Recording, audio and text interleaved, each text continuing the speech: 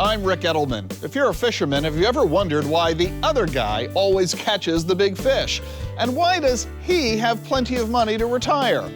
In both cases, it's probably because he's working with a professional. So we'll go to the deep blue waters of the Gulf for a lesson on fishing and finance.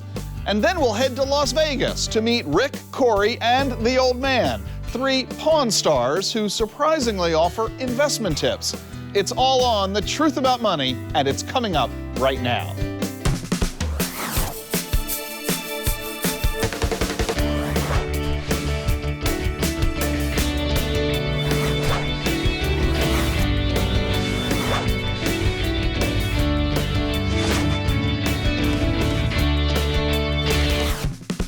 Best-selling author and founder of one of the nation's largest financial planning firms, Ric Edelman. Whether it's writing a financial plan or reeling in a trophy fish, it's always easier when you work with a professional. And that's definitely what financial educator Keith Spangle found out when he headed into the Gulf of Mexico with former America's Cup crewman and veteran fishing guide, Captain Mo. Captain Mo? I am. I'm Keith. Good morning. Nice to meet you. Got a first-class deck on this rig? Oh, yeah, we've got a first class for you. Is this what we'll be wearing? Yeah. I think you're going to want to change. Can we get blood all over that? Good idea. I'll go change real quick. I would advise it.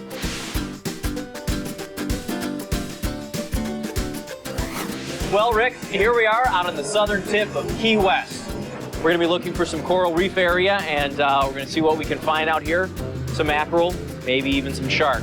Something that we can mount above your desk when I get back. All right, Captain, where are we at? We're located, this is called the Pearl Basin, and what it is we're surrounded by flats for quite a few ways. We've got anything from hammerheads, tiger sharks, black tips, American sharpnose, nurse sharks, bonnet heads. I've had my corner now for about 15 seasons. I've worked with some of the best old-timer fishermen here in Key West for a lot of years. So, Captain Mo, what are some of the rookie mistakes that people can do if they try to come out on their own? You know, if you're not familiar with the area, of course, one, you're going to run aground. Two, you're not going to catch the fish. You're not going to have a good time. You're not going to enjoy yourself. Holy cow. It's a huge stingray. People work hard for 30, 40 years. They say, I'm going to retire and go fishing. Somebody that just goes out and buys a boat and says, I'm retiring on a boat, they're not going to have a lot of fun. That's old nurse shark. Hire a professional like myself to take them out, take them on their boats, show them how to use their boats, show them how to fish, show them how to enjoy themselves while they're in retirement. You know, that's something that Rick talks about all the time is use professionals for what professionals do. You get to enjoy the morning or the afternoon a lot more. Here to catch. Oh, yeah. Oh, my gosh. Hey, you bring it up on the boat. Well, there you go, guys. As you can see, come out with a professional. You'll have success. Want to feel it? Not so much. Nice. Keith, welcome to the show. Thanks, Rick. So it looks like an awful lot of fun, but is that something that you would ever contemplate, renting your own boat and heading out there all by yourself? Oh, yeah. I mean, I've talked to friends. We were going to go down to Florida. Let's go rent the boat on our own. We're going to save some costs. But really, when we went out with Captain Mo, he had sandwiches on the boat. Within 5 minutes of him putting chum out in the water, we were catching fish.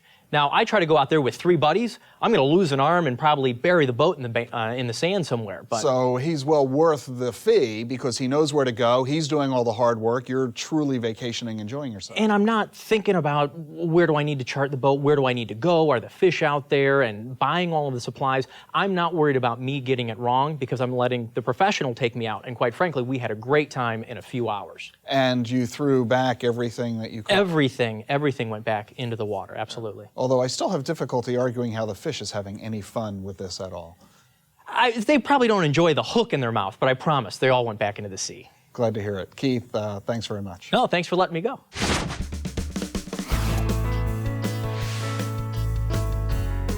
Which of the following investments is guaranteed? A bank savings account under $250,000? A U.S. Treasury bill? Neither or both? The answer's coming right up.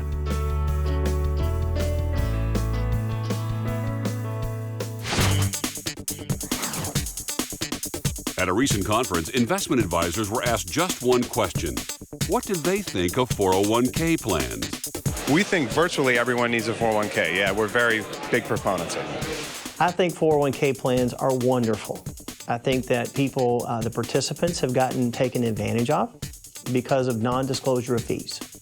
Fear is that the companies that dominate that industry don't want individuals to know what it is that they're charging them, and are going to do everything possible to keep that concealed. I think 401k plans are a great thing. I think that individuals in 401k plans are lacking advice by professionals. I don't think the plans are failing. I think the people that are using the plans are well under-advised. I think it's a good thing. I think it's a great place for people to save, one of the best sources that they have. But if they don't have a good idea of how to use it, seek advice. It's an excellent way to save for retirement because you're not paying taxes on the money, which allows you to have more in reserve in the bank. 401k plans are great. It's the best place for people to save for their retirement. It's the first best place they should save for their retirement. Probably underutilized, but absolutely the tool that's going to help people secure their futures. Love them. Of all these possible answers, only U.S. Treasury bills are guaranteed by the full faith and credit obligation of the U.S. government. Savings in a bank are insured.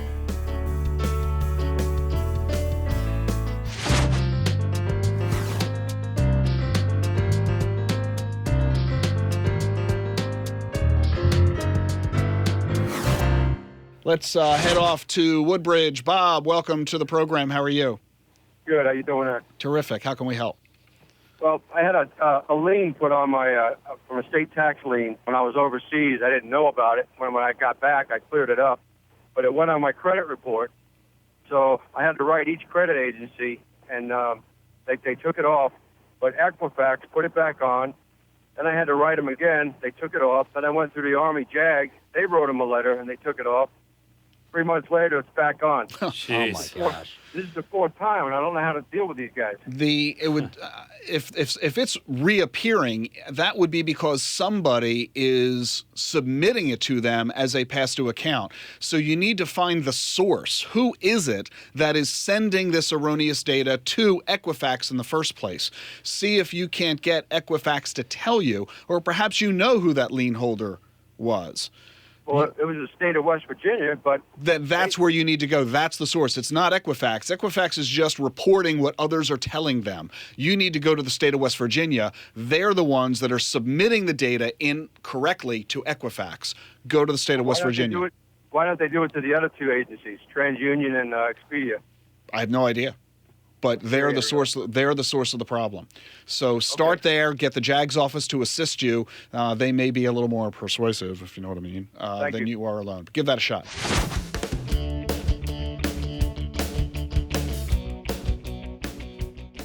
We actually went to dinner for Valentine's Day, and we were sitting next to a.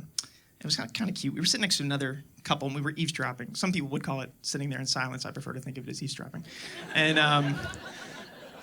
and we're listening to the couple next to us, and I guess there was a relatively new couple, because they're having like their little cutesy Valentine's Day conversation, and the guy says to the girl, like, I would not trade you for all the money in the world. And my wife is like, that's adorable. And I was like, all the money? All the money. Some of the money, yeah, you're being romantic, but you gotta make that deal every time. I'm not saying she won't have her heart broken, but if you wanted to win her back, you would have a significant competitive advantage. You know, I was like, hey, I'm sorry I traded you, but if you ever want to have a drink and talk it out, I will be the only man on the planet not wearing a burlap sack for a shirt.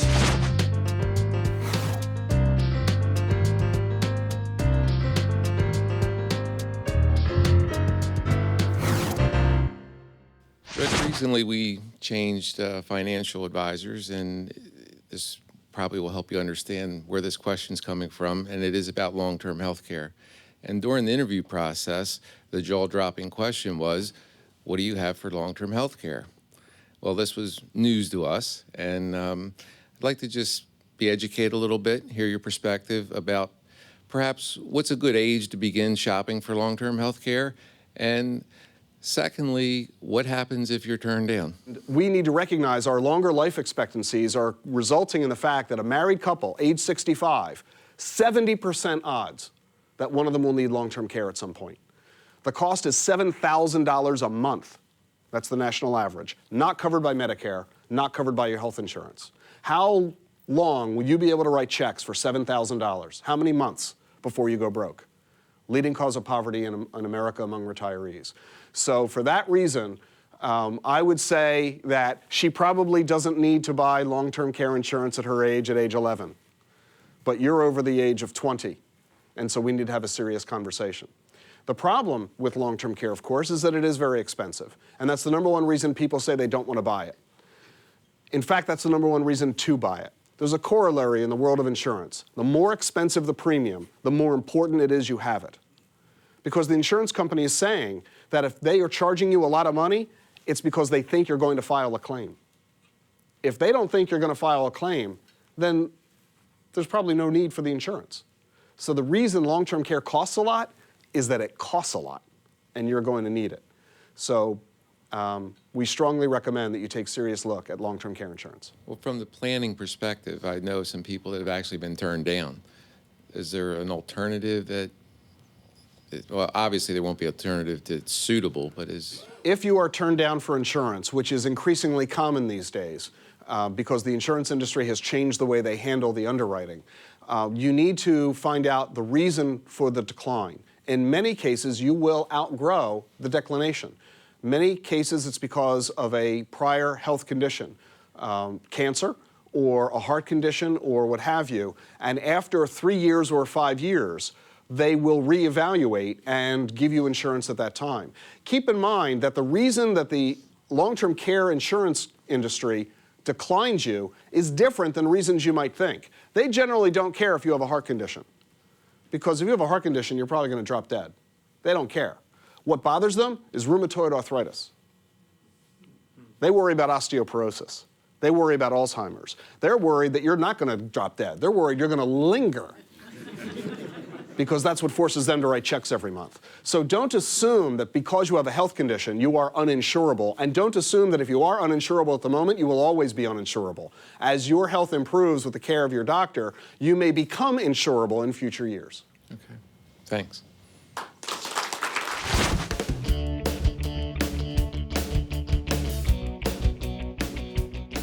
My wife, she's a real money manager, but like her tactics never make any sense. Like she buys everything in bulk, you know, like stuff that we don't even need. She bought like a 20-pound tub of I can't believe it's not butter. I'm like, really? Like, it's not even butter. It's not margarine either. They don't tell you what it is. They just tell you what it isn't. And you were that trustworthy? What if they sold I can't believe it's not birth control? Would you buy that? Because I'm not having sex with you, all right? She'll also buy like cereal, like she'll buy like the generic cereal. I'm like, this tastes like a diaper. Like, well, hey, you're going to save 40 cents. Like, really? 40 cents? Like, you carry a Louis Vuitton handbag, okay? You carry a Louis Vuitton handbag. She's like, well, I'll wear it for 10 years. I'm like, if you sold that, I could eat Fruity Pebbles for the rest of my life, okay? That's where I'm at on this.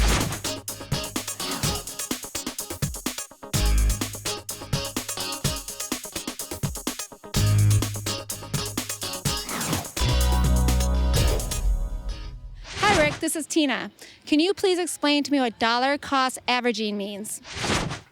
Dollar cost averaging is perhaps the most important investment management strategy available, and it's really important that you take advantage of it. It's real simple, too. It simply means that you invest a specific amount of money at a specific interval. For example, $100 a month, or an IRA of $5,000 once a year. It really doesn't matter the dollar amount or the interval. What matters is that you're consistent, that you invest the same amount of money at the same interval, and you keep doing that over a very long period. The easiest and best place to do this is your retirement plan at work. Think about it. You get a paycheck every 2 weeks or once a month, so the interval is the same, and you can have a certain dollar amount taken out of your pay and placed into your retirement account. Again, same dollar amount at the same interval. It's simple and it's painless. But why does it work so well? It's easy. You see, we know the proper way to invest. You should buy low, right? Later, you sell high.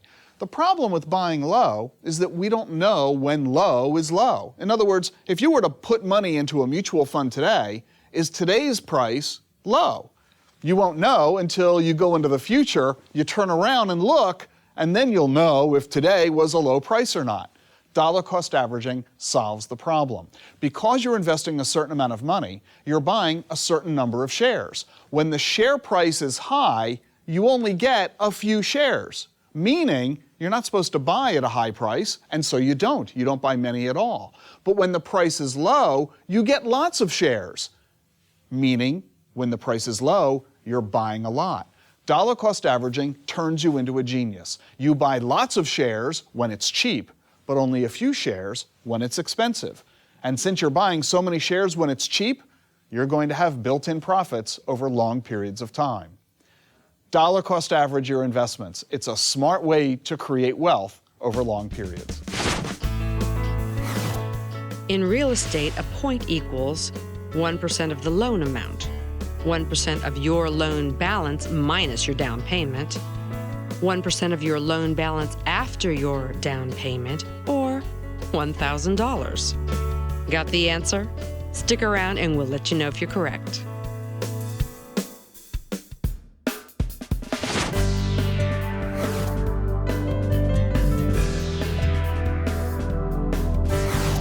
When we started this season of The Truth About Money, I told my producers there were only 2 interviews I absolutely wanted to do, and here's one of them. I had to trek out to Las Vegas to make it happen, but here they are with some of the most basic and important pieces of financial advice you'll ever hear. Join me for my interview with The Pawn Stars, cable TV's #1 rated show starring Rick Harrison, along with his son Corey and the old man. So, obviously, what you guys do is run one of the most effective pawn businesses, not only, of course, here in Las Vegas, but in the country, and yet now you find yourselves being media stars. Was this an accident, a byproduct? Was it on purpose? Well, for lack of a better term, I was always a media whore. That's a better term? Yes, because, you get press for your business. I mean, you always want to be in the newspaper. You always want to, get on national. I mean, I got on national television several times. It always helped business. I figured, get a television show. I might get a season or 2, and it might help out business a little bit. And it's helped it out just a little bit. Yeah. Did you ever think that this was going to be as explosive as it was? I have to say that Rick is the one that put the show together. Everybody's saying nobody's going to watch a show about four fat guys in a pawn shop. Have you admitted to him that he was right? Has he ever admitted to you that you've been Rarely right? he does. Very, very rare. And Corey, how has it changed your life? It really hasn't changed all that much. I mean, my house is a little nicer, and so is my car, but it's not like I still don't have the same 2 bosses. Who you continue to ignore on a regular basis. Exactly. One of the things that I discover in watching the show is that you are giving investment advice. They create outtakes in the program for you each week where you're talking directly to the audience about a piece that you are considering buying. And you're frequently talking about how much you love the piece, you really want to have it, but then you walk away. You don't strike the deal. Well, yeah, if the deal's not right, don't do the deal. I mean, it's just plain and simple. I see people do it all the time, even in the stock market and things like that, everyone says I should have it. Everyone says, sit back and should you have it? There's an old saying in the pawn industry. A pawnbroker with a heart is a pawnbroker out of business. You cannot let emotions get involved. When you are looking at a piece that someone is bringing you, you are ostensibly the buyer of that piece, but you're not really thinking that way. You're thinking as the future seller. And that's what we try to tell our clients all the time is when you buy something, have in mind the price you're going to sell it for, because otherwise you never know what price you ought to be paying. Everything's got a price, including Corey. I'll sell him. You'd sell Corey too? In a heartbeat. Well, but he's said that he would sell you, so I think it's who does it first is what it comes down to. Corey, when Best you first... state-run nursing home you can find. I've been buying and selling stuff ever since I was a kid, and this seemed like the perfect business, and I was willing to take advice from other people if I didn't know. There's people I'd met, I'd call them, I'd ask for advice, and that system really worked out because I do all right now. I've been here for 31 years. I walk in this store every day. I come to work 5 days a week. Even though when he's not supposed to? Oh, shut up.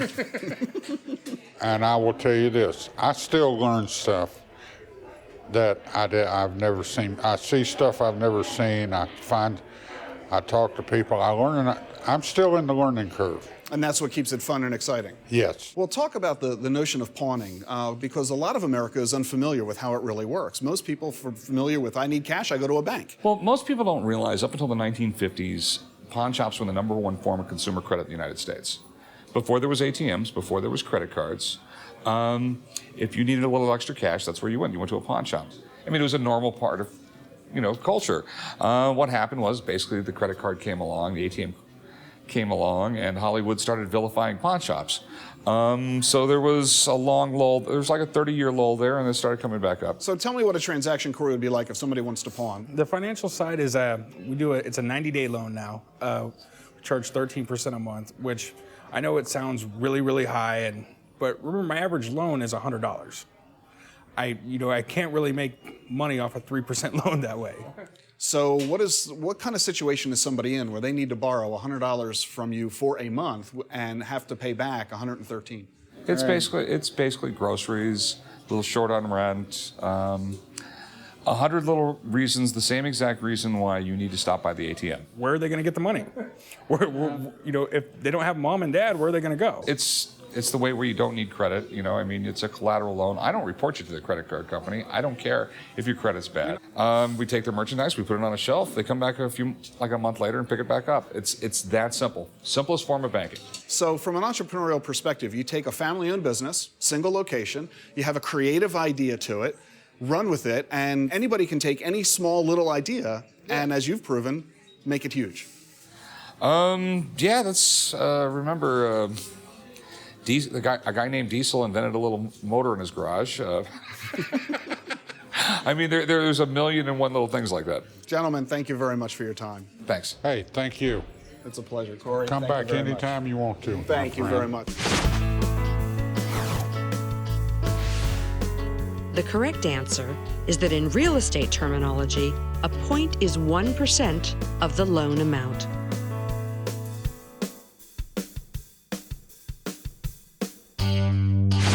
Before we go, a couple of thoughts on today's show. While fishing in the Gulf of Mexico, Captain Mo told us that he'd learned his trade by listening to other older fishing captains.